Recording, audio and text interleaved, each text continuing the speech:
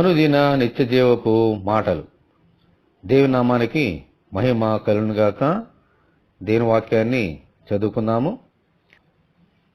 భూ దిగంతముల నుండి నేను పట్టుకొని దాని కొనల నుండి పిలుచుకొనినవాడా, నీవు నా దాసుడవనియు నేను నిన్ను ఉపేక్షింపక ఏర్పరచుకుంటుననియు నేను నీతో చెప్పియున్నాను.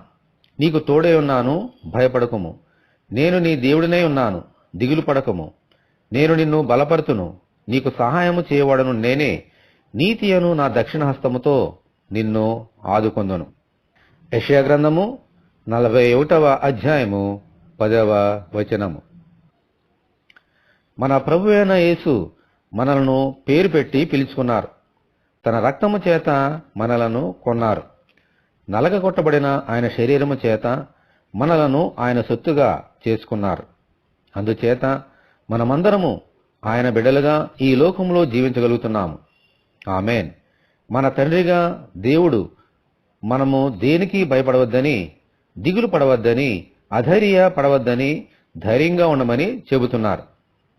ప్రతి సమస్యలో సహాయం చేస్తానని, తోడుగా ఉండి ఆదుకుంటానని వాగ్దానం చేస్తున్నారు. ఆమేన్. హల్లెలూయా. ఈ నూతన సంవత్సరం అంతటిలో ఆయన దక్షిణ హస్తము క్రింద సురక్షితముగా ఉండినట్లు దయచేయమని మనమందరము దేవుని కృపాసనము వద్ద ప్రార్థన చేసుకుందాము. దేవా, మీ కొందనాలు తండ్రి. అవునైన ప్రభువా, ఈ లోకంలో ప్రభువా మేము అన్యజనులుగా ఉన్నప్పుడు, మీకు దూరంగా ఉన్నప్పుడు మమ్మల్ని ఎన్నుకున్నావు, నీ సొత్తుగా చేసుకున్నావు. నీ కుమారుని ద్వారా మమ్మల్ని రక్షించుకొని నీ బిడ్డలుగాను, నీ రాజ్యమునకు వారసులుగాను చేసి పరలోక రాజ్యం అనే గొప్ప స్వాస్థ్యాన్ని మాకు ఏర్పాటు చేశారు.